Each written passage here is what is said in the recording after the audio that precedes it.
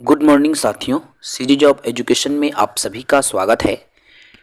कल के वीडियो में मैंने सीजी टेट 2024 पेपर 2 को डाला था। आज की इस वीडियो में सीजी टेट 2024 पेपर 1 में ऐसे प्रश्न जिन पर दावा आपत्ति किया जा सकता है, इन प्रश्नों की जानकारी मैं इस वीडियो में अपलोड करने जा रहा हूं। जो साथी नए हैं हमारे YouTube चैनल को सब्सक्राइब कर लेंगे ताकि किसी भी प्रकार से टेट से जुड़ी हो या शिक्षक भर्ती से जुड़ी हो सभी प्रकार की इन्फॉर्मेशन मिल सके।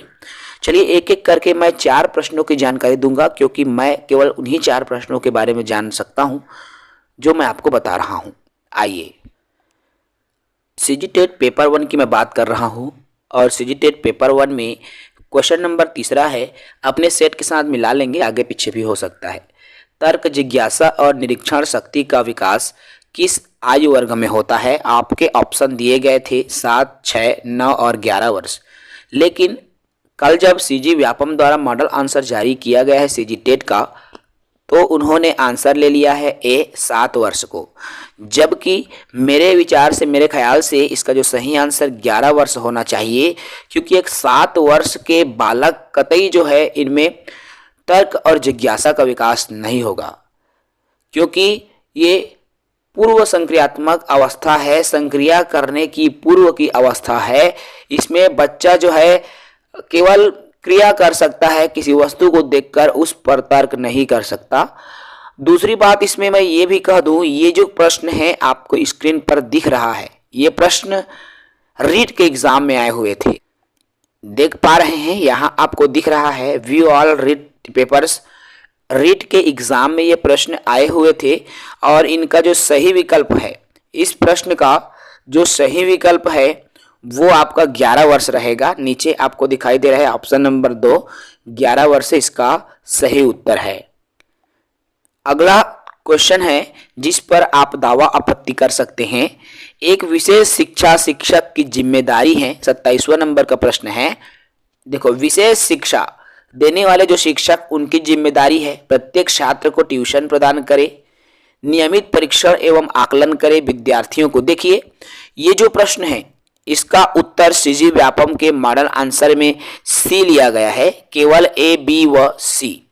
अब आप जब देखेंगे तो मुझे लगता है ये विद्यार्थी को आईईपी के साथ संरक्षित करने के लिए पाठ्य योजना को संशोधित करें।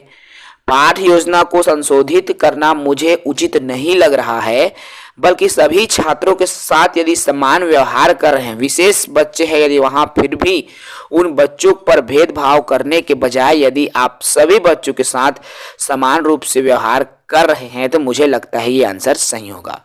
तो ए, बी और डी वाला जो आंसर है वो सही होना चाहिए। मेरे ख्याल से इसका उत्तर डी होगा। आगे बात करूं मैं इसी में, प्राथमिक स्तर पर हिंदी भाषा की कक्षा हेतु सबसे महत्वपूर्ण है। अब प्राथमिक स्तर पर हिंदी भाषा कक्षा के लिए सबसे अधिक महत्वपूर्ण क्या है?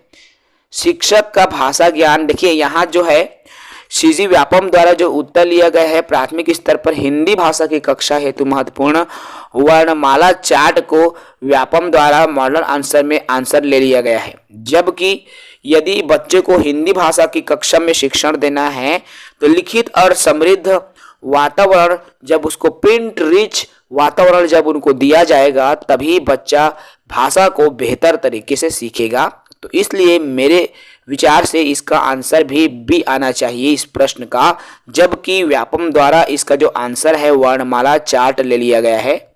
तो इस पर भी जो है संशोधन, दावा आपत्ति योग्य प्रश्न मुझे प्रतीत होता है।